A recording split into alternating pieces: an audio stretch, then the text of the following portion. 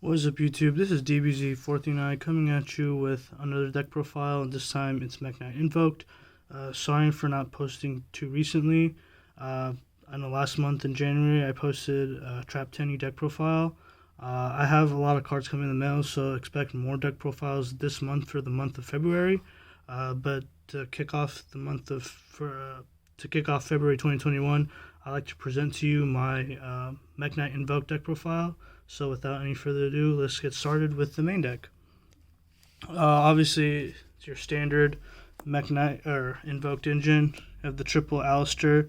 I know in OCG they did hit, I believe, Meltdown to 2, something of that nature. So hopefully this deck doesn't get hit or invoked in the next ban list for March.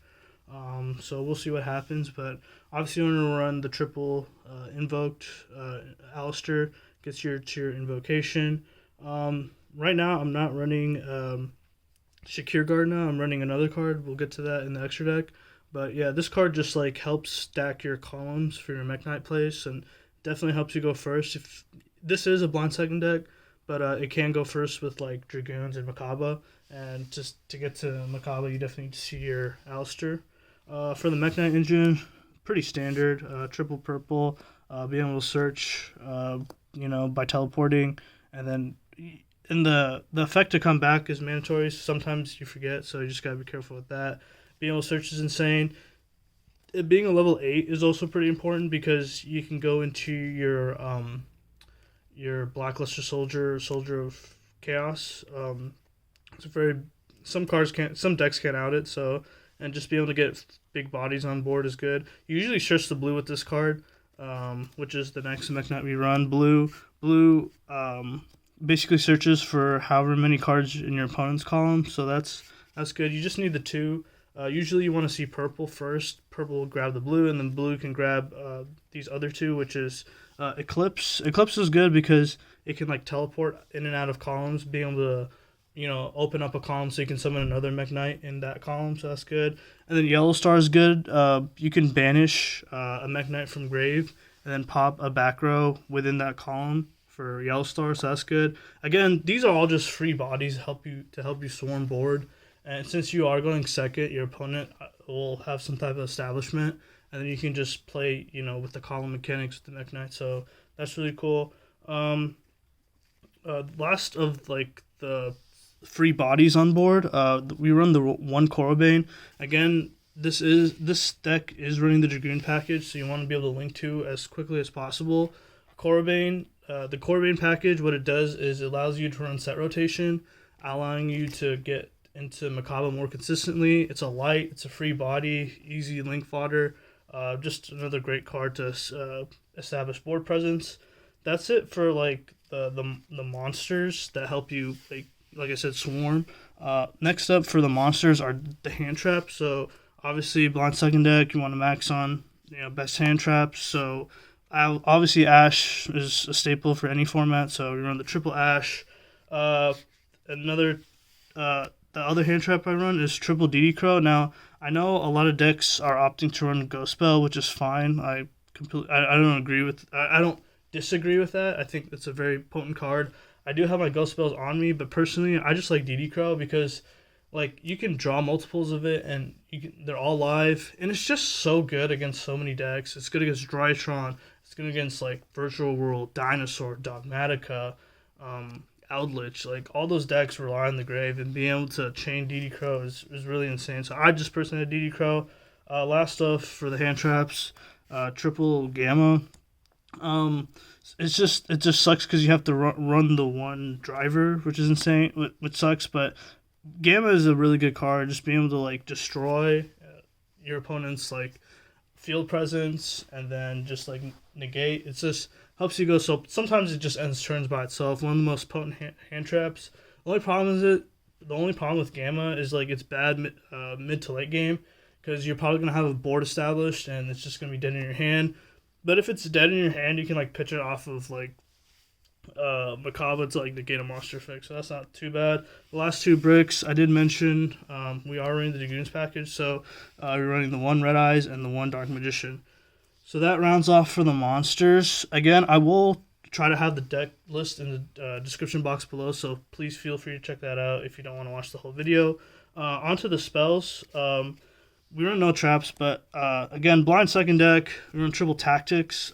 This card, I feel, is a better going second card than going first card, because going first, you have to hope they ash you, right? And like, I don't know, like ash is like the most generic hand trap that everyone's running, but most people are running like cards like Forbidden Droplets or like Cosmic Cyclone and stuff like that. Like, this card is not, like, you have to hope they have the ash if for this card to be live, but I like this card mostly in this deck because it is a blind second deck. Being able to stack your columns with this card and then flipping it because it is a normal spell is really good with the Mekk-Knight engine. I do have Lightning Storms, but I just opted to play triple tactics in the main. For the field spells, obviously triple Meltdown. As I was mentioning earlier, the OCG, I think, cut this down to 2, so that's quite unfortunate. So hopefully we don't get it hit in the TCG ban list. And then obviously with the triple Meltdown, we have the double Invocation.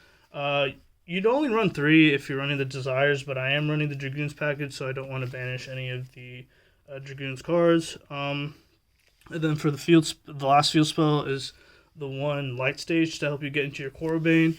Running a bunch of 1-0s, set rotation to more consistently get into Aleister and Mechaba. 1 Terraforming again for the Mechaba. 1 Monster Reborn for extender plays to link 2. 1 Mind Control, absolutely broken card, going second.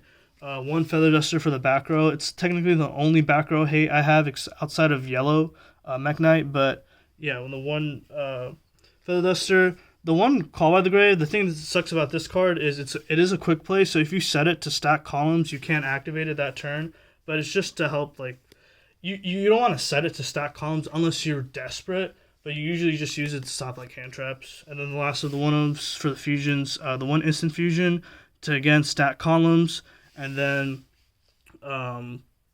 it's also like a mind control because you run both restricts, and the 1 red eyes fusion for the Dragoons. That's it for the spells, and again, I will have the deck list in the description box below. Let's quickly breeze through the side deck. Triple Nibiru for like decks that just monster spam, primarily Virtual World. The next we have triple Droll for the Drytron matchup. Then also for like the Eldritch or like the Dinosaur matchup, we have the triple Lancia.